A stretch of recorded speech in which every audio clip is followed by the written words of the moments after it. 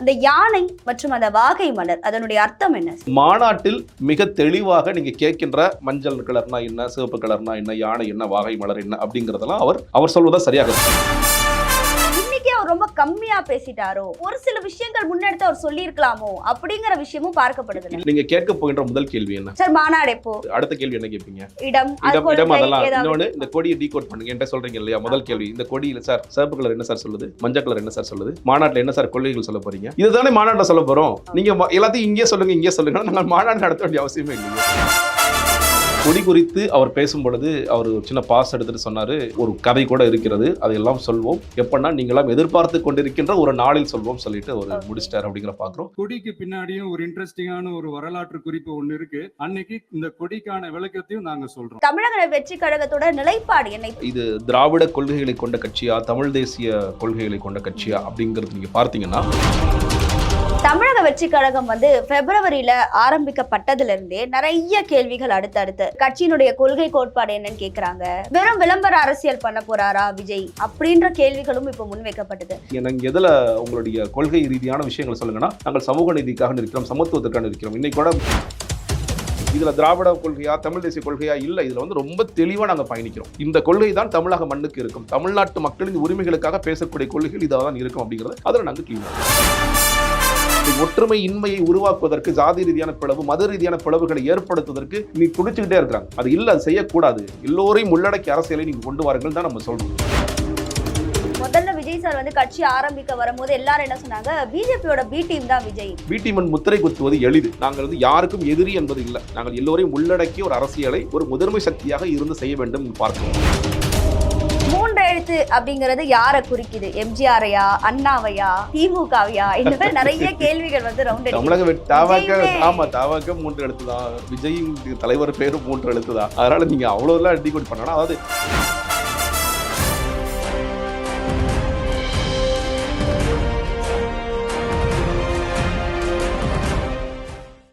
Globe 360 நேயர்களுக்கு வணக்கம். இன்னைக்கு நம்ம நிகழ்ச்சி நிஜமாவே சிறப்பான ஒரு நேர்காணலா அமைய போகுது.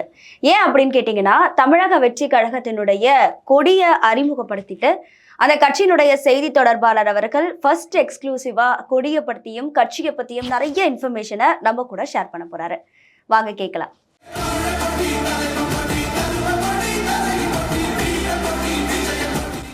வணக்கம் சார். வணக்கம். ஃபர்ஸ்ட் ஆஃப் ஆல் நம்ம சேனல் சார்பா கொடியை அறிமுகப்படுத்தியதுக்கு வாழ்த்துக்கள். மிக்க நன்றி. தமிழக வெற்றி கழகம் பிப்ரவரியில ஆரம்பிக்கப்பட்டதுல இருந்தே நிறைய கேள்விகள் அடுத்தடுத்து நானே உங்ககிட்ட நிறைய தடவை ஆன்லைன்ல கேட்டிருக்கேன். சார், கட்சியினுடைய கொள்கை கோட்பாடு என்னன்னு கேட்கறாங்க, கொடி எப்ப அறிமுகப்படுத்துவீங்க? ஏன்னா 2026 தேர்தலுக்கு இன்னும் வெகு நாட்கள் கிடையாது. இது மாதிரி நிறைய கேள்விகள் கட்சி மேல இருந்தது. வெறும் விளம்பர அரசியல் பண்ண போறாரா விஜய் அப்படின்ற கேள்விகளும் இப்ப முன்வைக்கப்பட்டது. இப்ப அது எல்லாருக்குமே முற்றுப்புள்ளி வைக்கிற மாதிரி இல்ல, நான் களத்துல இறங்கிட்டேன், இதோ இப்ப வரப்போது எங்க கொடி அப்படின்னு கொடியையும் பாடலையும் அறிமுகப்படுத்தி இருக்காரு. And first of all, கொடியில இருந்து ஆரம்பிப்போம். அந்த யானை மற்றும் அந்த வாகை மலர் அதனுடைய அர்த்தம் என்ன? அதாவது இன்னைக்கு தலைவருடைய பேச்சை நீங்க கேட்டிருப்பீங்க. முதல் கொடி அறிமுகப்படுத்தப்பட்டது, அப்புறம் பாடல் அறிமுகப்படுத்தப்பட்டது. கொடி குறித்து அவர் பேசும் பொழுது அவர் ஒரு சின்ன பாஸ் எடுத்துட்டு சொன்னாரு, எல்லாருக்கும் ஒரு கேள்வி இருக்கும், இது என்ன சொல்ல போறோன்ட்டு. இதுக்கு ஒரு கதை கூட இருக்கிறது, அதையெல்லாம் சொல்வோம் எப்பன்னா நீங்களாம் எதிர்பார்த்து கொண்டிருக்கின்ற ஒரு நாளில் சொல்வோம் சொல்லிட்டு ஒரு முடிச்சிட்டார் அப்படிங்கிற பார்க்குறோம். ஸோ மாநாட்டில் மிக தெளிவாக நீங்கள் கேட்கின்ற மஞ்சள் கலர்னா என்ன, சிவப்பு கலர்னா என்ன, யானை என்ன, வாகை மலர் என்ன அப்படிங்கிறதெல்லாம் அவர் சொல்வதா சரியாக இருக்கும். பட் இருந்தாலும் நீங்கள் கேட்கின்ற கேள்விகளுக்கு என்னவாக இருக்கும்? நான் இது பொதுவாக அரசியல் களத்தில் இந்த யானை இது இதேவாகவும் இருக்கலாம், இல்லாமலும் இருக்கலாம். ஏன்னா அதிகாரப்பூர்வமாக தலைவர் சொல்வார். அதுதான் அந்த ஸ்டாண்டில் எந்த மாற்றமும் கிடையாது. நீங்கள் யானைக்கும் தமிழ்நாட்டிற்கும் மிகப்பெரிய தொடர்பு இருக்குது அப்படின்னு நமக்கு தெரியும். இன்னும் சொல்லப்போனால் யானைக்கும் இந்தியாவிற்குமே மிகப்பெரிய தொடர்பு இருக்குது. நீங்கள் முதலாக இந்த கான்ஸ்டியூண்ட் அசம்பிளி, இந்த அரசியலமைப்பு சட்டத்தை உருவாக்குனாங்க இல்லையா, கான்ஸ்டியூண்ட் அசம்பிளிக்கு ஒரு சிம்பல் வேணும்னு கேட்குறாங்க. அந்த சிம்பல் என்னன்னு கேட்டிங்கன்னா யானை. இவர் டாக்டர் அம்பேத்கர் அவர்கள் முதலாக ஸ்கெடியூல்டு கேஸ்ட் கான்ஃபெடரேஷன் ஒன்று ஆரம்பிக்கிறார், ஒரு கூட்டமைப்பு ஒன்று ஆரம்பிக்கிறார். அதுக்கான சிம்பல் என்னன்னு கேட்டிங்கன்னா யானை. யானைங்கிறது ஒரு பலத்தை குறிக்கக்கூடியது ஒன்று, ஒரு செழிப்பை குறிக்கக்கூடியது, ஒரு ஞானத்தை குறிக்கக்கூடியது. நீங்கள் ஒரு ஒரு ஒற்றுமை குறிக்கக்கூடிய ஒரு மிருகமாகத்தான் இருக்கும். நீங்கள் வந்து யானை. அதை ரொம்ப ஒரு காட்டு யானை நம்ம வந்து அதை விலக்கி பார்க்க மாட்டோம். ஒரு பயம் வராது நம்ம யாருக்குமே. சிங்கம், புலி மாதிரி இது வந்து ஒரு பயம் கொண்டு நம்ம விலகி நிற்க மாட்டோம். அதே நேரத்தில் நம்ம அரவணைச்சிக்க முயற்சி பண்ணுற ஒரு மிருகமாகத்தான் இருக்கும். ஒற்றுமையை குறிக்கிற அனைவரையும் உள்ளடக்கிய ஒரு மிருகம் தான் வந்து யானையாக இருக்கும் அப்படிங்கிறதா. தெய்வத்தையே சுமந்துட்டு போற ஒரு ஆமா, மிருகம். அந்த மாதிரி நீங்க சொல்லலாம். Okay, இந்த பாடல்கள் நீங்க பார்க்கலாம். இது வந்து போர் புரிகிற ஒரு யானையாக 2 யானைகள் வருகின்றன. okay. அந்த பாடலை நீங்க பார்க்கும் பொழுது ஏற்கனவே ஒரு 2 பேர் வந்து எப்படி மக்களை துன்பத்துல வச்சுக்கிட்டு இருக்காங்க அப்படிங்கிறத பார்க்கலாம். அவர்களை வீழ்த்தும் ஒரு யானையாக, ஒரு படைபலம் மிக்க ஒரு யானையாக ஒரு யானை உருவாகிறது. 2 யானை உருவாகுது அப்படிங்கிறதா இதுல சொல்றேன். அந்த போர் ஒரு மிகப்பெரிய போர் தான். இது வந்து இன்னைக்கு இருக்கிற அரசியல் களம் வந்து அதோட கம்பேர் பண்ண முடியுமா? நிச்சயமா கம்பேர் பண்ண முடியும். Okay. அன்னைக்காவது நேரடியான தாக்குதல் இருந்தது. இன்னைக்கு மறைமுகமாக தாக்குதல் நடக்குது. Okay. இன்னைக்கு வந்து பின்னாடி இருந்து குத்துறவங்க அதிகமாக இருக்கிறாங்க. நான் எல்லா விஷயத்தையும் ஓப்பனா நீங்க கேட்டீங்க இல்லையா? எல்லா விஷயத்தையும் அரசியல் நடக்கிற எல்லா விஷயத்தையும் ஓப்பனா சொன்னேன்னா, இவ்வளவு மோசமாகலாம் ஒரு கட்சி நடந்து கொள்ளுமா? ஒரு ஆளுங்கட்சி நடந்து கொள்வார்களா? இந்த மாதிரிலாம் கூட செய்வாங்களான்னு ஆச்சரியமா இருக்கும். நிச்சயமா. பல இடங்களில் தடை விதிக்கப்படுகிறது. நீங்க வந்து மாநாட்டிற்கான சிக்கல்களை ஏற்படுத்த பார்க்கிறாங்க. இப்ப இன்னைக்கே கூட நிறைய பேர் இன்னும் நிறைய கூட்டம் சேர்த்திருக்கணும். இன்னைக்கு வந்து இது பெரிய விழா எங்களை பொறுத்தவரைக்கும். ஆமா, நிச்சயமாக பெரிய விழா தான். மாநாட்டு பந்தலில் இதை விட லட்சக்கணக்கான தொண்டர்கள் வந்து சேரப் போகிறார்கள். இப்போ அவங்களுக்குமே எல்லாருக்கும் வரணும். எனக்கு ஃபோன் பண்ணிட்டே இருக்கிறாங்க, சார் நாங்கள் வரணும். இல்லை, ரெஸ்ட்ரிக்ஷன் இருக்குது, காவல்துறையில் ரெஸ்ட்ரிக்ஷன் இருக்குது, நம்ம பனையூரில் அவ்வளோ பேர் சேர முடியாத சூழ்நிலை இருக்குது, அதனால தான் மாவட்ட தலைவர்கள் மட்டும் பார்த்து கூப்பிடுறாங்க அப்படிங்கிறதெல்லாம் நம்ம இருக்குது. ஸோ அந்த மாதிரி இன்னைக்கு நேரடியான சிக்கல்கள், மறைமுகமான சிக்கல்களை கொடுத்து கொண்டிருக்கிறார்கள்.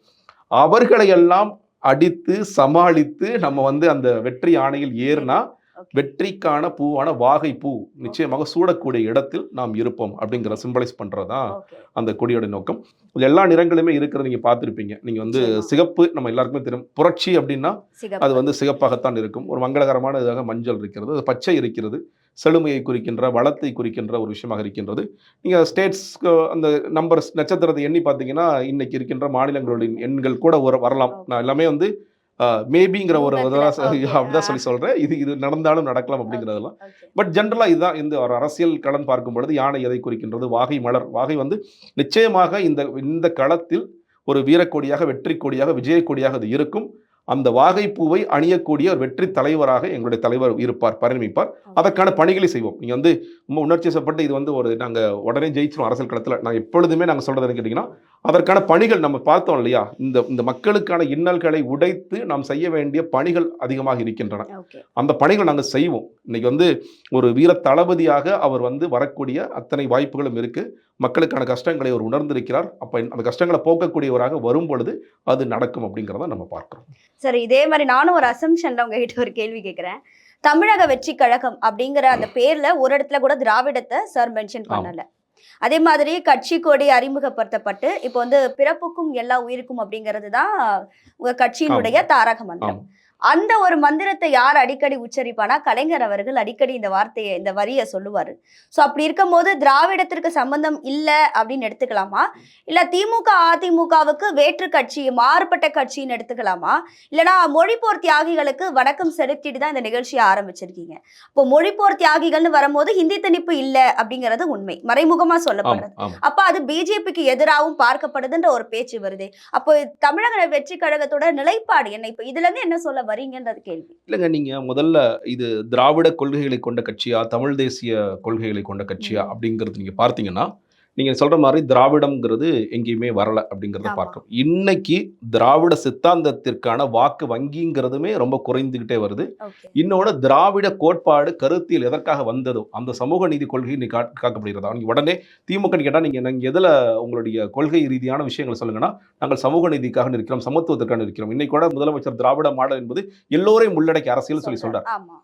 நம்மளுடைய சின்னத்துல, நம்மளுடைய கொடியில அந்த இன்க்ளூசிவிட்டி இருக்கு. அந்த எல்லோரையும் உள்ளடக்கிய அரசியல் என்பதை நாங்கள் எப்பொழுதுமே இருக்குன்னு நாங்கள் பார்க்கிறோம். திராவிட கொள்கைகள்ல இன்னும் சொல்லப்போனா இவர் சொல்கின்ற திராவிட மாடல எல்லோரையும் உள்ளடக்கிய அரசியல் இருக்கிறதாங்கிற ஒரு கேள்வியை நான் எழுப்புறேன். இன்னைக்கு பார்க்கிறோம்ல, இன்னைக்கு வரைக்கும் வேங்கை வயலுக்கான உண்மை என்னங்கிறது நமக்கு தெரியல. 2 வருஷத்துக்கு மேல ஆயிடுச்சு. கிட்டத்தட்ட அந்த ஊர்ல இருக்க எல்லா மக்களையுமே விசாரிச்சுட்டாங்க. எல்லாருக்கும் டிஎன்ஏ டெஸ்ட் பண்ணியாச்சு, எல்லாருக்கும் என்ன டெஸ்ட் பண்ணவும் பண்ணியாச்சு. ஆனால் ஏன் உண்மை வர மாட்டேங்குது? எங்களை தடுக்குது. நீங்க மேல்பாதி கோயிலுக்குள்ள நீங்கள் வந்து பட்டியலின மக்கள் உள்ளே போகக்கூடாது அப்படின்னு சொல்லிட்டு போராட்டம் நடத்துகிறாங்க. அதை இந்த அரசாங்கம் என்ன கைகட்டி வேலைக்கு தானே பார்த்துட்டு இருக்காங்க. அப்போ நீங்கள் சொல்கின்ற அந்த சமூக நீதி பக்கம் நீங்கள் இருக்கிறீர்களா? நீங்கள் எந்த சமூக நீதி பக்கம் நிற்கிறீர்கள்?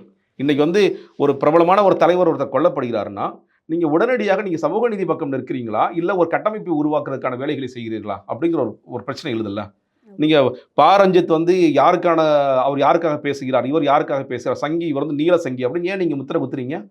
அது உங்க சமூக நீதி அரசியலுக்குள்ள வரலையா? அவர் என்ன அவ்வளவு மோசமான கேள்வி தான் கேட்டார்? நியாயமான கேள்வி தானே அவர் எழுப்பினாரு.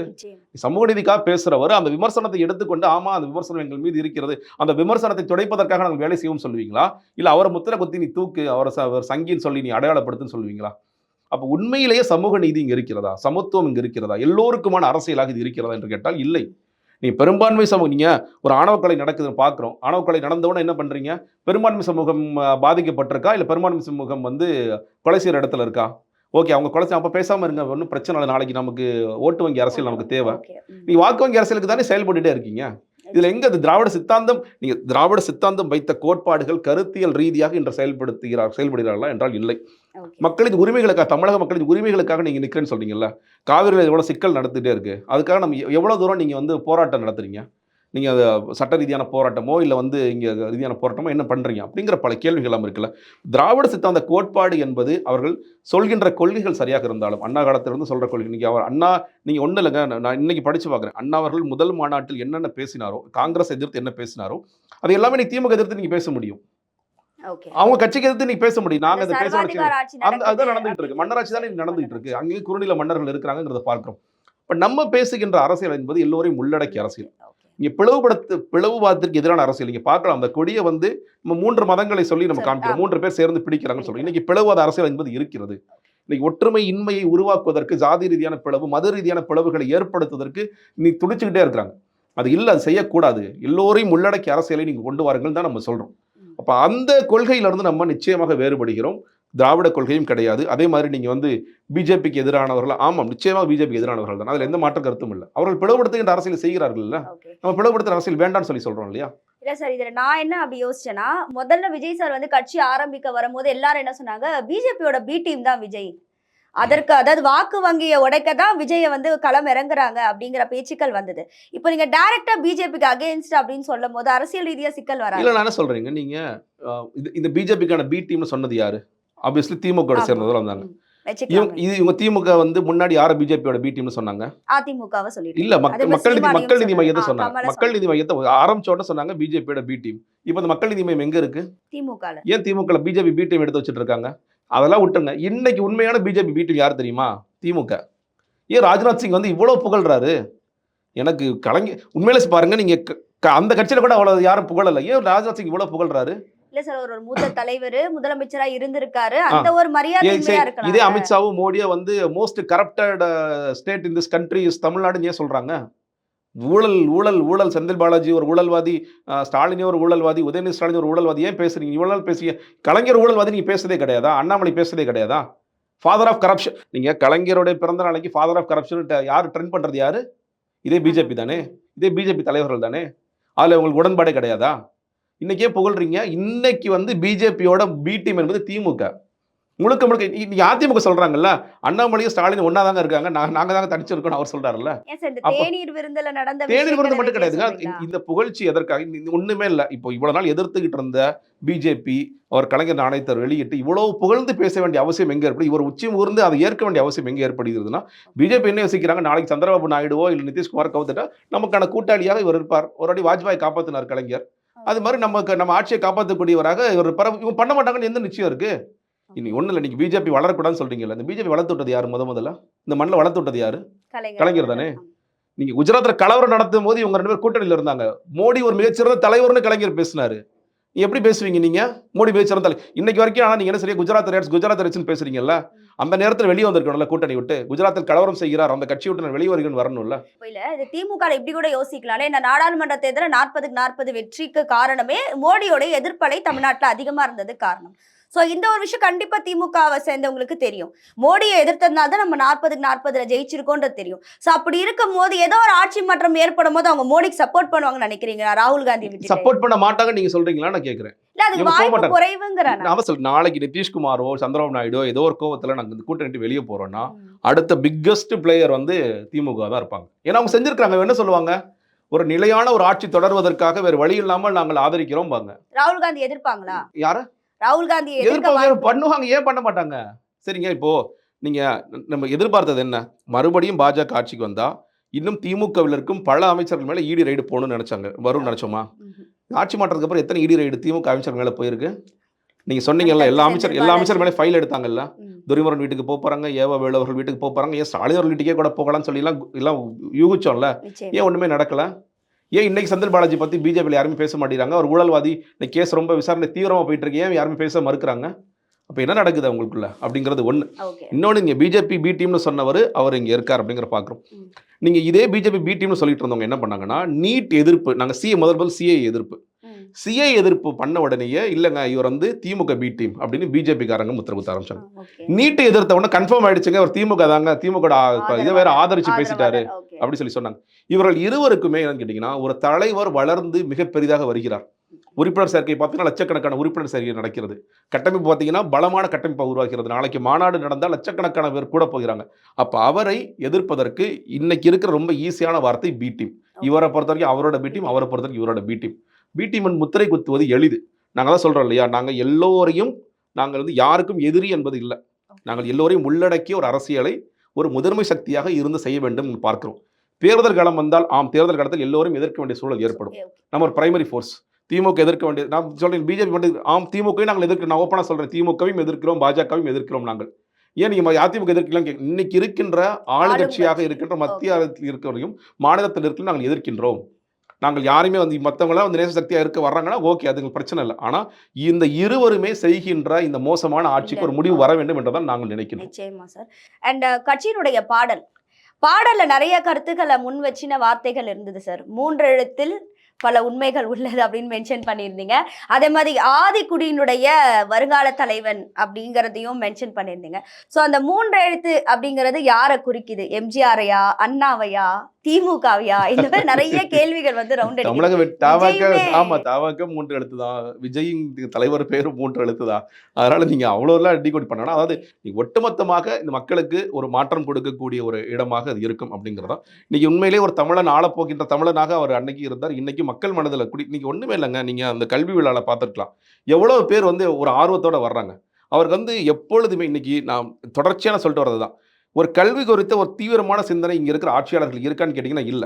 நான் ஒரே ஒரு உதாரணம் சொல்றேங்க. நான் வந்து பல பள்ளிகளுக்கு பயணிப்பவர், நான் வந்து பல விழிப்புணர்வு நிகழ்ச்சிக்காக பயணிப்பவர். இன்னைக்கு ஒரு பொண்ணுக்கு ஒரு பையன் 7வது 8வது படிக்கின்ற ஒரு மாணவரை ஒரு புத்தகம் எடுத்து நீ படிமான்னா தமிழ் படிக்க தெரியல அவங்களுக்கு. தமிழ் படிக்க தெரியல. அரசு பள்ளியில் இருக்கிறவங்களுக்கு இங்கிலீஷை விட்டுருங்க, இங்கிலீஷ் படிக்கிறாங்க பரவாயில்ல, அதுக்கு இன்னைக்கே கத்துக்கலாம். தமிழ் படிக்க திணறாங்க இன்னைக்கு மாணவர். தாய்மொழி தெரியல. நீங்க என்ன பெரிய திராவிடம் பேசுறீங்க? நீங்க ஒண்ணு இல்லைங்க. இன்னைக்கு நீங்க பல கல்லூரிகளுக்கு போங்க, அறிஞர் அண்ணா எத்தனை பேருக்கு தெரியுதுன்னு கேளுங்க. அறிஞர் அண்ணா தெரியாது யாருக்குமே.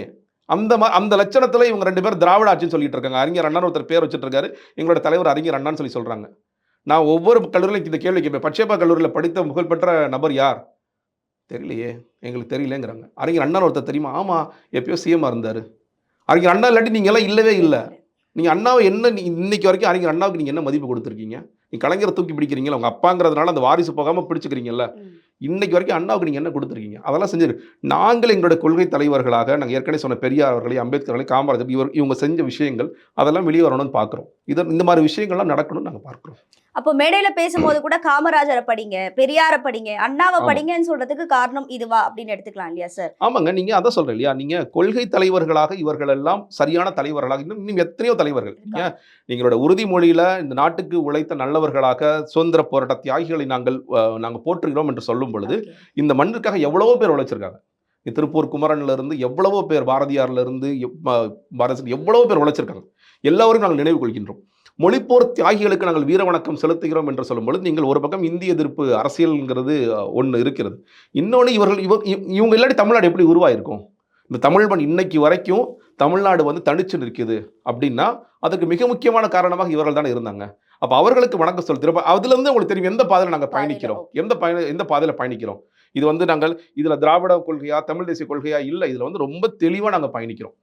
இந்த கொள்கை தான் தமிழக மண்ணுக்கு இருக்கும். தமிழ்நாட்டு மக்களின் உரிமைகளுக்காக பேசக்கூடிய கொள்கைகள் இதாக தான் இருக்கும் அப்படிங்கிறது அதில் நாங்கள் கிளீனாக இருக்கும். சார் கட்சி ஆரம்பிச்சதுல இருந்தே வந்து விஜய் சார் மேல நிறைய அடுத்தடுத்து நிறைய குற்றச்சாட்டுகள், அவதூறுகள் அப்படின்னு வச்சுக்கலாமே. அவருடைய பெற்றோர் அவர் மதிக்கிறது இல்ல, அந்த மாதிரி அவருடைய குடும்பம் சார்ந்த நிறைய விஷயங்களை முன்னெடுத்து வச்சு பேசப்பட்டது, அதை நீங்க பார்த்திருப்பீங்க. ஆனா இந்த விழால அவர் தன்னுடைய தாயும் தந்தையும் முன்னிறுத்தி நிறைய விஷயங்களை செஞ்சாரு. விஜயோட ரசிகர் மன்றம் ஒரு இயக்கமா மாறினதற்கு அவருடைய தந்தை மிகப்பெரிய காரணமா இருந்திருக்காரு. அண்ட் இப்போ அது வந்து ஒரு மேம்படுத்தப்பட்ட ஒரு கட்சியா மாறி இருக்கு. ஆரம்பத்துல அவருடைய தந்தையுடைய பயணம், அந்த அவருடைய பணி எப்படி சார், அந்த இந்த கட்சிக்கும் அவருக்கும் உடைய தொடர்பு எப்படி இருக்கு? இல்லைங்க, ஒன்று நீங்கள் வந்து இந்த விமர்சனங்கள், அவதூறுகள் ரொம்ப காலமாகவே அவங்க பேசுறதே இல்லை, அவங்க பார்க்கறது இல்லை. இந்த மாதிரியான அவதூறுகள் பண்ணிட்டே இருப்பாங்க. நீங்கள் ரொம்ப பர்சனலாக நம்ம உள்ள பண்ண அவசியம். ஆனால் இன்னைக்கு நீங்கள் பார்த்துருக்கலாம், இன்னைக்கு நீங்கள் வந்திருந்தாலும் அவர் வந்து பின்னாடி வரிசையிலேயே அடுத்த வரிசையில் உட்காரப்படுகிறாருன்னா, நீங்கள் அடுத்த என்ன தெரியுமா ஆரம்பிப்பாங்க, குடும்ப அரசியல் வந்துட்டார்ப்பா இவரும். எப்பயுமே வந்து பையன் அப்பாலேருந்து பையன் வருவார், பையன்லேருந்து நீங்கள் அப்பா வராருப்பார், அடுத்து ஆரம்பிப்பாங்க. அவர் ரொம்ப தெளிவாக இருக்கார். அவர் வந்து இந்த இந்த கட்சி, அவர் வந்து தமிழக வெற்றி கழகம் என்பது இந்த தோழர்களுக்காக, தொண்டர்களுக்காக துவக்கப்பட்டது. அந்த கட்சியோட தலைவராக என் பையன் இருக்காரு. அது மிக சரியான திசையில் பயணிக்கும் அப்படிங்கிறது 2 பேருமே ரொம்ப உறுதியாக இருக்கிறாங்க. அதற்கு அவருடைய ஆசீர்வாதம் எப்பொழுதுமே இருக்குது, அவருடைய வாழ்த்து எப்பொழுதுமே இருக்கிறது. தேவைப்படல அவரும் வருவார். நீங்கள் அவர் புரட்சி இயக்குனருங்கிற சாதாரணமாக இன்னைக்கு சொல்லிக்கிற மாதிரி ஒரு படம் நடிச்சுட்டு யாருக்கும் பட்டம்லாம் கொடுக்கல. அவர் ரொம்ப காலமே புரட்சி இயக்குனராக இருந்தவர் தான் உண்மையிலேயே. அவர் விஜயகாந்தை வைத்து எத்தனை படங்கள் எடுத்திருக்காரு. இந்த சட்ட புரிதல் அவருக்கு என்ன இருக்கிறது, இந்த தமிழக சூழ்நிலை குறித்து, இந்த ஜனநாயகம் குறித்தெல்லாம் அவருக்கு என்ன புரிதல் இருக்குன்னு நம்ம எல்லாருக்குமே தெரியும். அவரோட ஆலோசனை நிச்சயமாக வேண்டும். இந்த மாதிரி கட்சிக்கு ஆலோசனை வேண்டும், அவரோட கைடன்ஸ் எல்லாம் இருக்கிறது ரொம்ப நல்ல விஷயமாக தான் பார்க்கிறோம். இன்னொன்று, எல்லா அவதூறுகளுக்கும் ஏற்கனவே ஃபுல் ஸ்டாப் வச்சுட்டார். அவர் வந்து தாய் தந்தையை போய் பார்த்து புகைப்படம்லாம் ஒன்று வெளியிட்டார். அதுக்கு பிறகு எப்பொழுதுமே அவங்க சரியாக தான் இருக்கிறாங்க. அவருடைய ஆசீர்வாதம் என்பது எப்பொழுதுமே இருக்கு என்பது மீண்டும் ஒரு முறை உறுதிப்படுத்து. இந்த மாதிரி அவதூறுகள் வரதான் செய்யும். நீங்கள் ஏன் இந்த அவதூறுகள் வருது, ஏன் பர்சனல் அவதூறுகள் வருதுன்னு கேட்டிங்கன்னா, கட்சி ரீதியாக நீங்கள் அட்டாக் பண்ண முடியாது. நீ தப்பான கொள்கை சொல்லிட்டா, நீட்டில் வந்து நீ ஆதரிச்சிட்டா, அப்படி பிஜேபியாலும் சொல்ல முடியாது. இது தமிழக மக்கள் மண் என்ன நினைக்குதோ அதற்கு ஏற்றாற் போல் நாங்கள் எங்கள் கொள்கைகளை வடிவமைத்துள்ளோம். அப்போ பிரச்சனையே கிடையாது. நீங்கள் தமிழக மக்களுக்காக நிற்கிறோம்னு சொல்லி சொல்கிறோம், தமிழக மக்களின் நீராதார கொள்கைகளுக்காக நிற்கிறோம்னு சொல்லி சொல்கிறோம், இந்த சமத்துவம் பேசுகிறோம், சமூக நீதி அரசியல் பேசுகிறோம். இது எல்லாமே பேசும்போது நீ எங்கேருந்து அட்டாக் பண்ணுவீங்க? நீங்கள் இது சரியாக பண்ணலை, இது சரியாக பேசலை, இதில் நீங்கள் தப்பான ஸ்டாண்ட் எடுத்துட்டீங்க, அப்படி எதுவுமே சொல்லிட முடியாது. நீங்கள் எடுக்கப்பட்ட நிலைப்பாடுகள் மிக குறைவாக இருந்தாலும் மிக தெளிவான நிலைப்பாடுகள் எடுக்கலாம். சிஏஏல கரெக்டாக மக்கள் பக்கம் நிற்கிறாங்க, நீங்கள் வந்து நீட்டில் மக்கள் பக்கம் நிற்கிறாங்க. தமிழக மக்கள் என்ன யோசிக்கிறாங்களோ அதை செயல்படுத்தக்கூடிய, யார் பாதிக்கப்பட்டார்களோ பாதிக்கப்பட்ட பக்கம் நிற்கின்ற கட்சியாக இது இருக்கிறது அப்படிங்கிறது சொல்லும் பொழுது நீங்கள் அங்கிருந்து குறைகள் சொல்ல முடியாது. அப்போ என்ன பண்ணலாம்? பர்சனல் அட்டாக் பண்ணலாமா? அவர் வந்து என்ன பண்ணலாம்? நடிகைகள் யாரோட இணைத்து பேசலாமா? அவர் குடும்பம் வந்து இந்த மாதிரி இருக்குன்னு சொல்லி பேசலாமா? பேசத்தான் செய்வார்கள். இணையவாசிகளாக இருப்பவர், இணை கைகூலிகளாக இருப்பவர்கள், அவர்களுக்கு வேற என்ன தெரியும்? அறிவார்ந்த ரீதியான சட்ட போராட்டம் செய்யலாம், தாராளமாக வாங்க, நாங்கள் ரெடி. அறிவார்ந்த போராட்டம் செய்ய முடியாத இடத்துல இந்த மாதிரி பர்சனல் அட்டாக் பண்ணிட்டு தான் போவாங்க. சார், ஆக்சுவலி செப்டம்பர் 5 கோட் படம் ரிலீஸ் ஆகுது. எதிர்பார்க்கப்பட்ட படமா இப்போ அந்த படம் மாறி இருக்கு. ஸோ அதற்கு முன்னாடியே இப்போ வந்துட்டு கொடியை அறிமுகப்படுத்திட்டீங்க. அது காரணம் என்ன அப்படின்னா, இப்போ இந்த கோட் படத்துக்கு ரசிகர்கள் கண்டிப்பா உற்சாகத்தோட வருவாங்க.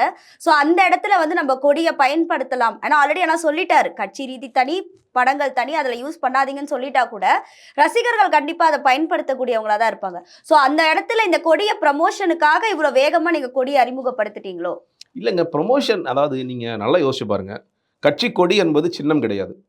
நீங்கள் இன்னைக்கு இருக்க போன்ற கொடி தான் வந்து எல்லா வாக்குச்சாவடியிலும் இருக்க போது, மக்களுக்கு இப்போ ரிஜிஸ்டர் பண்ண வைக்கணும், அப்படி கிடையாது. இந்த கட்சி கொடி என்பது ஒரு கொள்கையை சொல்கிறது. நீங்கள் இன்னும் சொல்ல, இப்போ நீங்கள் நம்மளோட கொடி விளக்கம் கேட்குறீங்களா, திமுக காரங்கள்ட்ட போய் கருப்பு சிவப்புக்கு என்னப்பா அர்த்தம்னு கேளுங்க, தெரியவே தெரியாது. மதிமுக எல்லாத்தையுமே இந்த கருப்பு சிவப்பு போட்டவங்கள்ட்டலாம் போய் கருப்பு எதை குறிக்குது, சிவப்பு எதை குறிக்குது, அண்ணா அன்னைக்கு என்ன பேசுறாருன்னு கேளுங்க. யோசிப்பான், இந்த டிபேட்டை பார்க்குறவங்க யோசிப்பான், ஆமாம் கருப்பு சிவப்பு என்ன சொல்லுது நமக்கு தெரியலையேன்னு யோசிப்பான். அதுதான் இன்றைய நிலைமை. ஸோ அதனால் இந்த கொடி என்பது ஒரு முழக்கம். அந்த முழக்கம் ஒரு விஷயத்தை முன்னெடுக்குது. அது என்ன சொல்கிறேன் இல்லையா, இந்த நிறம் என்பது ஒன்றை குறிக்குது, அந்த நிறம் என்பது ஒன்றை குறிக்கின்றது, இந்த யானை ஒன்றை குறிக்கின்றது, இந்த வாகை மலர் என்பது ஒன்றை குறிக்கின்றது, நட்சத்திரம் என்ற ஒன்றை குறிக்கின்றது. அந்த குறிப்புகள் என்ன அப்படிங்கிறதா நம்ம அதுக்காக ஒரு முழக்கத்திற்காக தான் அதை செய்கிறோம். இந்த கட்சி கொடியை வந்து எப்போ நீங்கள் ஒன்றும் இல்லை, நீங்கள் மாநாட்டுக்கு லட்சக்கணக்கான தொண்டர்கள் வரும்பொழுது அது கட்சியோட செயல்பாடு, அதுக்கு எடுத்துகிட்டு வரப்போகிறாங்க. நாளைக்கு வந்து பல்லாயிரக்கணக்கான பல லட்சக்கணக்கான வாகனங்கள் வரப்போகிறது, அந்த வாகனங்கள் எல்லாம் சுமந்து வரப்போகின்றது.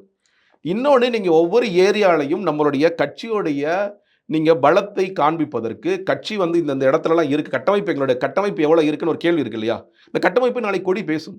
நீங்கள் ஒன்றும் இல்லை, நாளையிலேருந்து பாருங்கள், இந்த ஞாயிற்றுக்கிழமைக்குள்ளே எத்தனை ஆயிரம் கொடிகள் ஏறுதுன்னு நீங்கள் பாருங்கள், செய்திகள் எவ்வளோ வருதுன்னு பாருங்கள். எனக்கு தெரியுங்க, நீங்கள் இந்த கட்டமைப்பு என்பது மாநிலத்திலிருந்து கடைசி நிலையான பஞ்சாயத்து வரைக்கும் எங்கள்கிட்ட இருக்குது, யாருக்கும் அது கிடையாது. நிறைய பேர் புரிஞ்சுக்கவே மறுக்கிறாங்க. நீங்கள் பூத் கமிட்டிங்கிறாங்கல்ல, பூத் கமிட்டி நீங்கள் இயக்கத்தில் வந்து 9.5 லட்சம் நிர்வாகிகள், நான் சொல்றது தொண்டர்கள் அல்ல, உறுப்பினர்கள், நிர்வாகிகள். அந்த 9.5 லட்சம் நிர்வாகிகள் இங்க வந்து என்ன பண்றாங்க, ஐயோ எங்களுக்கு வந்து எல்லா இடத்துலயும் பொறுப்பு கிடைக்காது, அரசியல் கட்சியாக வரும்போது பொறுப்பு கிடைக்காது. அப்ப அவ்வளவு லட்சக்கணக்கான நிர்வாகிகளுடன் ஒரு கட்சி உள்ளே வருகிறது, அவ்வளவு லட்சக்கணக்கான உறுப்பினர்களுடன் ஒரு கட்சி வருகிறது. அப்படின்னா நீங்க எவ்வளவு பலம் வாய்ந்த கட்சியாக, இதை தாண்டி உறுப்பினர் ஆகாமல் எங்களை ஒற்று கவனிக்கின்ற, ஓகே இவர் இதுல நிலைப்பாடு என்னன்னு சொல்லிட்டு நான் உறுப்பினர் ஆகிறேன், பட் அவருக்கு நான் ஓட்டு போடுவேன். பெண்கள் கூட்டம், நீங்க வந்து நீங்க மகளிர் உரிமை தொகை கொடுங்க, நீங்க வந்து மகளிர் புதுமை பெண் திட்டம் என்ன வேணாலும் பண்ணுங்க, நான் அடிச்சு சொல்றேன், அடுத்த தேர்தலில் அதிகமான பெண் வாக்காளர்களை கவரக்கூடிய தலைவராக அவர் இருப்பார். மக்களுக்கு பெரிய நம்பிக்கை இருக்கிறது. இல்ல சார், இந்த ஒரு வசீகரம் வந்து எம்ஜிஆர் சார் வசீகரம் மட்டும் கிடையாது, அதான் சொல்றேன், நீங்க வசீகரத்துக்கு மட்டுமே சொல்லிட முடியாது. திரையில பார்க்கிறது வேற, தரையில இருக்கிறது வேற இருக்கு. ஆமா, இன்னொன்னு நீங்க எம்ஜிஆர் அவர்கள் வந்து ரொம்ப கவனமாக, ரொம்ப ஹீரோன்னா ரொம்ப நல்லவரா இருக்கணும் அப்படின்னு ஒரு கேரக்டர் மட்டும் தான் அவர் மெயின்டைன் பண்ணாரு. அவர் தனிப்பட்ட வாழ்க்கையில எப்படிங்கிறதெல்லாம் நம்ம போக வேண்டிய அவசியம் இல்லை. ஆனா இவர் வந்து எல்லா விதமான எல்லா ஷேட்ஸ் கேரக்டர் பண்றாரு, grey shade, black shade, white shade எல்லாம் பண்றாரு. அதனால இதனால அவர் ரொம்ப நல்லவராகவே நடிச்சிட்டாருப்பா, அப்படி கிடையாது. இந்த வசீகரத்தை தாண்டி அவர் நல்லது செய்வார்னு மக்கள் நினைக்கிறாங்க. இன்னைக்கு வந்து பெண்களுக்கான திட்டங்களை வந்து இவர் நிறைய உருவாக்குவார், பெண்களுக்கான. ஏன்னா ஒண்ணும் இல்லை, இன்னைக்கு பாருங்க ரொம்ப லிமிட்டட் தான், இன்னைக்கு வந்து விடப்பட்டதே வந்து ரொம்ப கம்மியான நபர்கள் தான். அதுல வந்து 50-60 பெண்கள் அங்க இருக்கிறாங்க, நீங்க பார்த்துருப்பீங்க. நீங்க எந்த கட்சியிலாவது பார்த்துருக்கீங்களா? இன்னைக்கு ஒன்றும் இல்லைங்க, அதிமுக முன்னாடி வரிசையில் உட்காராங்களே, ஒரு காலத்தில் ஜெயலலிதா தலைமை தாங்கிய கட்சி இது, முன்னாடி உட்கார்ந்து இருக்கிற அந்த 7-8 பேர் ஒரு பெண் இருக்காரா? இல்ல. திமுக பாருங்க, சுப்பலட்சுமி மிஷன் இருந்தாங்க, அவங்க போயிட்டாங்க. கனிமொழி மட்டும் ஊர்ல இருந்தா இருக்காங்க, வேற யாருமே இல்லை. ஏன் பெண்களே இல்லை? நீங்க பெண்களை அதிகாரப்படுத்துறீங்கல்ல, நீங்க சொல்றீங்க நான் பெண்களுக்கு 50% இடஒதுக்கீடு கொடுத்தோம் தேர்தலில் நிற்கிறதுக்கு சொல்றீங்க, இங்க வந்து மகளிர் இடஒதுக்கீடு 33% வருவதற்கு நாங்கள் தான் காரணம்னு மார்த்தட்டி கொள்றீங்கல்ல. நான் ஒரே ஒரு கேள்வி கேட்கிறேன், தேர்தலில் நீங்க 50%மோ 33%மோ பெண்களுக்கு சீட்டு கொடுக்க நீங்க ரெடியா இருக்கீங்களா? திமுக எல்லா கட்சி, நீங்க நாம் தமிழர் மட்டும் விட்டுருங்க, ஏன்னா அவர் கொடுக்குறாரு. மற்ற யாராவது கொடுக்க தயாராக இருக்கிறார்களா? இல்லை. நாங்க மெம்பர்ஷிப்புக்கு ஒரு டீம் போட்டோம், யார் தலைமையில்? பெண்கள் தலைமையில் போட்டோம். ஒரு பெண் வந்து அது இயக்கட்டும். மகளிர் தினம் அன்னைக்கு மார்ச் 8ஆம் தேதி ஏன் நாங்க ஆரம்பிக்கிறோம்? பெண்களுக்கான அதிகாரத்தை கொடுக்கின்ற கட்சியாக இது இருக்கும். அதனால தான் சொல்றேன், நீங்க வந்து வசீகரம் மட்டும் பத்தாது, வசீகரம் இருக்கு நிச்சயமா, அதுல மாற்று கருத்தே கிடையாது. அதை தாண்டி இவர் அதிகாரத்தை கொண்டு வரணும். நீங்க 5 பேர் பாக்குறீங்க கரெக்டா, முன்னாடி 5 பேர் உட்காந்துருந்தாங்களா? தகிரா பானு அக்கா உட்காந்துருந்தாங்க, அவங்க யாரு? கட்சியோடைய கொள்கை துணை பரப்பு செயலாளர் இருக்காங்க, ரைட்டா? ஏன் ஆண்கள் மட்டுமே இருந்திருக்கலாமே? ஒரு பொருளாளர், ஒரு பொதுச் செயலாளர், ஒரு தலைவர், ஒரு தலைமை நிலை செயலாளர், அவங்களோட முடிச்சிருக்கலாமே. ஏன் தகிரா பானு அங்கே வந்து உட்கார வேண்டிய அவசியம் என்ன? தகிரா பானு அவர்கள் வந்து உட்காருவதிலும் அதில் என்ன சமூக நீதி இருக்கு? இந்த பக்கம் ராஜசேகரன் உட்கார என்ன சமூக நீதி இருக்கு? சமூக நீதி இருக்கா இல்லையா? இவங்க எங்கேருந்து வராங்க, இவங்க எங்கேருந்து வராங்க, நீங்கள் ரீஜனல் ரீதியாகவும் சொல்கிறேன், இவங்க எந்த ஊருக்காரங்க, இவங்க வேலூர்லேருந்து வராங்க, அவர் கடலூர்லேருந்து வர்றாரு. இது ஏன் வருது? இந்த பேலன்ஸ் எந்த கட்சி கொடுக்குதுன்னு நான் கேட்குறேன். இந்த சமூக நீதி பார்வை என்பது பேசலாம், நாங்கள் சமூக நீதிக்காக உழைக்கின்றோம், திராவிட அரசியல் என்பது சமூக நீதி உள்ளடக்கிய அரசியல், பேச்சு பத்தாது, செயலில் யார் காட்டுகிறார்கள்ங்கிற கேள்வி இருக்கு இல்லையா? அதுதான் சார் கேட்க வரேன். ஏன்னா எம்ஜிஆர் அவர்கள் வந்து நீங்க சொன்னீங்க ஒரு நல்ல தோற்றத்திலே படங்கள் அவர் நடிச்சுட்டு வந்தார். ஆமா, நிச்சயமா. அதே மாதிரி இறங்கி மக்களோட மக்களாக பணி செஞ்சுதான் அவர் முதலமைச்சர் வரைக்கும் உயர்ந்தார். ஆனா விஜய் இப்ப எடுத்துக்கிட்டப்போ அவர் எந்த பத்திரிகையாளர் சந்திப்பும் இது வரைக்கும் நடத்தல. இந்த ஒரு கட்சி கொடி அறிமுகப்படுத்துறதுக்கு அப்புறமா பிரஸ் அவர் மீட் பண்ணாம போயிட்டாரு. பொதுச் செயலாளர் அவர்கள் தான் பிரஸ் வந்து பார்த்திருக்காரு. நிறைய கேள்விகள் பத்திரிகையாளர்கள் சைட்ல இருந்து இருக்கும், அதற்கு பதில் ஏன் அவர் சொல்லல? ஏன்னா மத்திய மாநில அரசை சார்ந்தவர்களே பத்திரிகையாளர் சந்திப்பை தவிர்க்கிறாங்க. அப்படி இருக்கும்போது ஆட்சி அதிகாரத்துல வரல, இன்னும் வரக்கூடிய நபர் சந்திச்சா ஏன்னா உற்று கவனிக்கிறாங்க, விஜய் என்ன சொல்ல போறாருன்றதை எதிர்பார்த்து மக்கள் இருக்காங்க. இன்னைக்கு அவர் ரொம்ப கம்மியா பேசிட்டாரோ? ஏன்னா மாநாடுக்கு வந்து பேசுறதுக்காக நிறைய யுத்திகள் இருக்கலாம், ஆனா இன்னைக்கு வேற ஏதாவது ஒரு சில விஷயங்கள் முன்னெடுத்து அவர் சொல்லி இருக்கலாமோ அப்படிங்கிற விஷயமும் பார்க்கப்படுது. இல்லைங்க, இன்னைக்கு உதாரணத்திற்கு இன்று பத்திரிகையாளர் சந்திப்பு தலைவர் சந்திக்கிறார் வச்சுக்கலாமே, நீங்க கேட்க போகின்ற முதல் கேள்வி என்ன? சார் மாநாடு எப்போ? மாநாடு எப்போ? ரைட். நான் மாநாடுக்கு தேதி அவரால் வெளியே டக்குன்னு ரிவீல் பண்ண முடியாது. அடுத்த கேள்வி என்ன கேட்பீங்க? இடம் அதெல்லாம். இன்னொன்னு, இந்த கொடியை டீகோட் பண்ணுங்க என்கிட்ட சொல்றீங்க இல்லையா? முதல் கேள்வி, இந்த கொடியில சார் சிவப்பு கலர் என்ன சார் சொல்லுது, மஞ்சள் கலர் என்ன சார் சொல்லுது? ஓகே சார், மாநாட்டில் என்ன சார் கொள்கைகள் சொல்ல போறீங்க? இதுதானே மாநாட்டில் சொல்ல போறோம். நீங்க எல்லாத்தையும் இங்கே சொல்லுங்க, நாங்கள் மாநாடு நடத்த வேண்டிய அவசியமே இல்லையே. அப்போ அதற்கான ஒரு நேரம் வரும், நாங்கள் அதுதான் சொல்றோம். இன்னொன்று, நீங்க எல்லாவற்றுக்கும் ஒரு நேரம் இருக்கு. நாங்கள் வந்து இப்போ சில பேர் தொய்வுன்னு சொல்லி சில பேர் விமர்சனம் பண்ணுறாங்க. நாங்கள் சரியான படிகளில் போகிறோம்னு நினைக்கிறோம். நாங்கள் 1வது படியிலேருந்து 2வது படி, 3வது படி, 4வது படி, அது வேகமாக போகிறோமா, மெல்ல போகிறோமா, சீராக போகணும்னு நினைக்கிறோம். நாங்கள் வளர்ச்சியை நோக்கி போகிறோம், வீக்கத்தை நோக்கி போகலை. 1வது படியிலேருந்து ஏன் 10வது படிக்கு நீங்கள் நேரடியாக வரல, 10வது படிக்கு தாவுங்கன்னு சொல்லி இல்லை. நாங்கள் ஒரு பிளான் பண்ணோம். இது முதல்ல பிப்ரவரி 2ஆம் தேதி இந்த அறிக்கை வரும், பதிவு வரும். அதற்கு பிறகு கட்டமைப்புக்கான பணிகள் வரும். பணிகளுக்கு பிறகு கொடி வரும். கொடிக்கு பிறகு இது மாநாடு நடக்கும். மாநாட்டில் வந்து கொள்கை பிரகடனங்கள் வரும். கொடிக்கான அர்த்தம் வரும். இதெல்லாம் நடக்கும். அதற்கு பிறகு எங்களுடைய தொண்டர்கள் தோழர்கள் மக்களுக்கான சீரான பணியை செய்ய துவங்குவார்கள். சீரான பணி செய்ய துவங்குவார்கள். இதுதான் எங்களுடைய step by step, step 1, step 2, step 3, step 4. கடைசி ஸ்டெப் வந்து தேர்தல் அரசியல், எலக்ட்ரல் பாலிடிக்ஸ். அந்த நேரத்தில் கூட்டணி பற்றி நாங்கள் பேசிக்கும். ஆனால் உங்களோட எதிர்பார்ப்பு என்னவா இருக்கும்? பொதுவாக அது தவறு சொல்லல. ஊடகங்களோட எதிர்பார்ப்பு, கட்சி ஆரம்பிச்சிட்டிங்களா, யாரோட கூட்டணி போறீங்க, நீங்க 10வது ஸ்டெப்ல 20வது ஸ்டெப்புக்கான கேள்வி எங்கள்கிட்ட கேட்குறீங்க. அதுக்கான அவசியம் இப்போ இல்லை. நான் சொல்றேன், நீங்க ஒண்ணுமே இல்லை. இப்போ நீங்க அதிமுக கேட்டால் கூட சொல்லுவாங்களா? அவங்க இப்போ சொல்லுவாங்க பாஜக கூட கூட்டணியில் சொல்லுவாங்க. அது நிரந்தரம் சொல்லிட முடியுமா? நான் முன்னாடி சொன்னேன், இப்போ திமுக பாஜகவும் ஒன்றா போக மாட்டாங்க. என்ன நிச்சயம்? இப்போ தேர்தல் அரசியலில் என்ன வேண்டுமானாலும் நடக்கலாம். அது குறித்து நீங்க கேட்க வேண்டியது என்னன்னா, நீங்க சரியா வேலை செய்றீங்களா, மக்களுக்கான பணிகளை செய்ய துவங்கி விட்டீர்களா அப்படிங்கறத சரியான கேள்வியாக இருக்கும். வெறும் அறிக்கை அரசியலா இருக்கு, அந்த ஒரு கேள்வியும் இருக்குல்ல. அறிக்கை மட்டும் தானே விடுறாரு, யாருக்காவது பிறந்த நாள்லாம் வாழ்த்து சொல்றாரு, ஏதாவது ஒரு பிரச்சனைனா முன்னெடுத்து பேசுறாரு, வெறும் அறிக்கை மட்டும் தானா அப்படிங்கிற கேள்விகளும் எழுப்பப்படுது. இல்லைங்க, நீங்க அதுதான் ஏன்னா நீங்க எல்லாவற்றையுமே தலைவரிடம் மட்டுமே பாக்குறீங்க. இன்னைக்கு எனக்கு தெரியும், இன்னைக்கு வந்து தூத்துக்குடியில அங்க இருக்கிற தொகுதியுடைய பொறுப்பாளர் அக்கா அவர்கள் என்ன பண்றாங்கன்னா, அரசியல் வகுப்பு எடுக்கிறாங்க. ஆக்னஸ்டோர் அக்கா வந்து தொடர்ச்சியாக அரசியல் வகுப்பு எடுக்கிறாங்க. பல இடங்களிலும் அரசியல் வகுப்புகள் நடக்கின்றது. நாங்கள் ஒரு விஷயம் நாங்கள் தெளிவாக சொல்கிறோம், இங்கே இருக்கிற எல்லா தோழர்களுக்கும் அரசியல் புரிதல் இருக்கிறதா? இல்லை. நாங்கள் அரசியல் மயப்படுத்த வேண்டும் என்று தலைவரும் சொன்னார். அவர் என்ன சொன்னார்? நானும் புத்தகம் படிக்கிறேன், எங்கள் தோழர்கள் நிறைய பேர் புத்தகம் படிக்கிறாங்க. நாங்கள் இந்த இயக்கத்தில் கடைசியாக துவங்கி என்னன்னு கேட்டிங்கன்னா, நூலகம் அமைக்கப்பட்டது. நூலகத்திற்கு புத்தகங்களை படிங்கன்னு சொல்லி சொல்கிறோம்.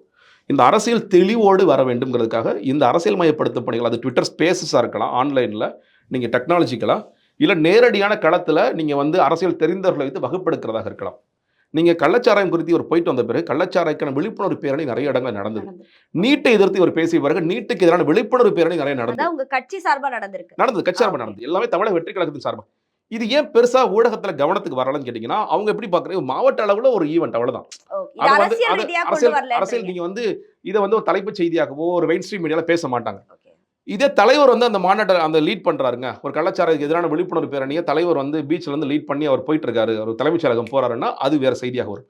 எல்லா இடங்களும் நடந்து கொண்டிருக்கிறது. இது வந்து கரெக்டா வாட்ச் பண்ணணும்னு நினைக்கிறவங்க, ஓகே தமிழ் வெற்றி கழகம் என்னென்னப்பா எந்தெந்த ஊர் என்னப்பா செய்யுதுன்னு நினைக்கிறவர்களுக்கு இது என்ன நடக்குதுங்கிறது தெரியும். தலைவர்கிட்ட இருந்து மட்டும்தான் அரசியல் நம்ம எதிர்பார்க்கிறோம். அறிக்கையாக இருந்தாலும் பரவாயில்ல, செயல்பாடு இருந்தாலும் பரவாயில்ல, அவர் செஞ்சாதான் அது வந்து அரசியல் நடவடிக்கை என்று சொல்பவர்களுக்கு இல்லை ஸ்லோவா இருக்கு அப்படிங்கிற ஒரு பார்வை வரும். ஆனால் எங்களுடைய கட்சி சரியான வேகத்தில் பயணித்துக் கொண்டிருக்கிறோம். சீமான் விஜய் கூட்டணி பத்தின நிறைய பிரச்சாரங்கள் கேள்விகள் வந்துட்டு தான் இருக்கு. கூட்டணி பத்தி இப்ப முடிவு இல்லை அப்படின்னு சொல்லிட்டீங்க. ஆனா சீமான் சார் வந்து பகிரங்கமா என் தம்பி கூப்பிட்டா நான் போவேன் சந்தோஷம் அப்படிங்கறது அவருடைய நிலைப்பாடு அவர் சொல்லிட்டாரு.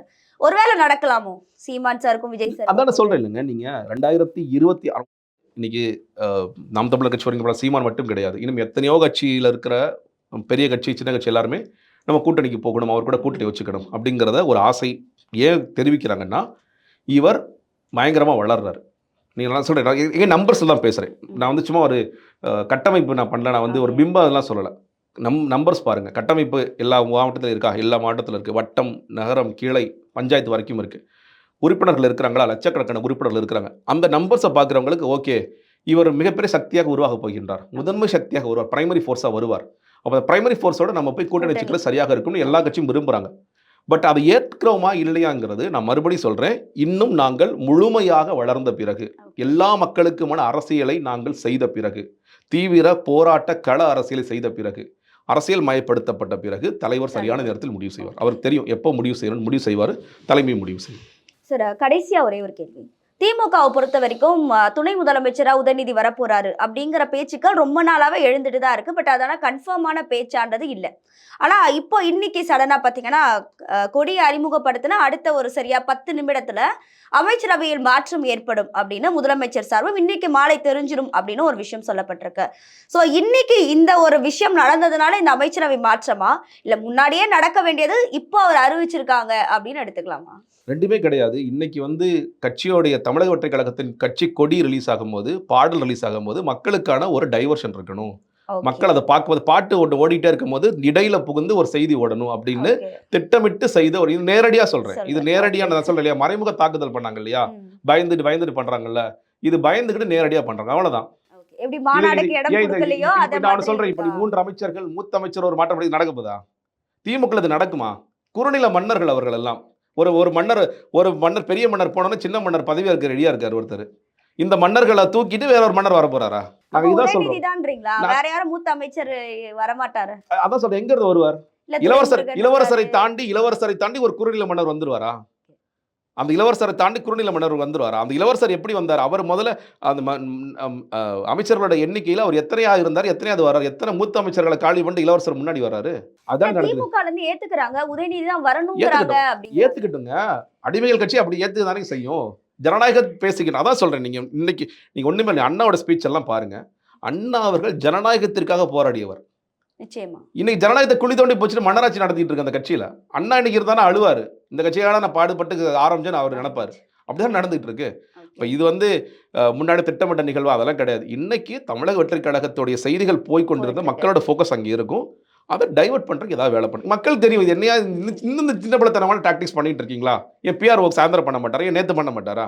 அது என்ன காலையில் கரெக்டாக பண்ணுறீங்க? கொடி அறிமுக நேரத்தில் இல்லை பாடல் வர நேரத்தில் ஏன் பண்ணுறீங்க? இது தெரியாத மக்களுக்கு நிச்சயமாக தெரியும். எல்லாத்தையும் மக்கள் பார்த்துட்டு தான் சார் இருக்காங்க. ஏன்னா அவங்களுக்கு தேவை ஒரு சரியான ஒரு கொள்கை கோட்பாடுடைய ஒரு கட்சி. எப்படி காங்கிரஸ், அதாவது காமராஜர் ஆட்சிக்கு அப்புறமா திமுக அதிமுக வந்ததோ அதை தாண்டி அடுத்த ஒரு மாற்று கட்சிக்கான தேடல்ல மக்கள் இருக்காங்க. அப்போ விஜய் அவர்கள் களத்துல இறங்கும் போது ஓகே எம்ஜிஆர் மாதிரி, அதாவது கம்பேரிசன் இல்ல, ஏன்னா இவங்களுக்கு தெரிஞ்ச முதலமைச்சர் எம்ஜிஆர், அதுக்கப்புறமா திரையில இருந்து ஒருத்தர் வர்றாருன்னா அது விஜயா இருக்கலாம்னு பார்க்கப்படுறதுனால தான் அடுத்தடுத்து விஜய் அவர்களை முன்னெடுத்து நிறைய கேள்விகள் எழுப்பப்படுது. இப்போ கொடியை அறிமுகப்படுத்திட்டீங்க, அடுத்து கொள்கை கோட்பாடுன்ட்டு நிறைய விஷயங்கள் நடக்க இருக்கு. இன்னும் நிறைய விஷயங்கள் நடக்க நான் உங்ககிட்ட இருந்து விவாதிச்சு தெரிஞ்சுக்கிறோம் சார். இன்னைக்கு நிகழ்ச்சியில கலந்துக்கிட்டு நிறைய விஷயங்களை பகிர்ந்துக்கிட்டீங்க. நன்றி.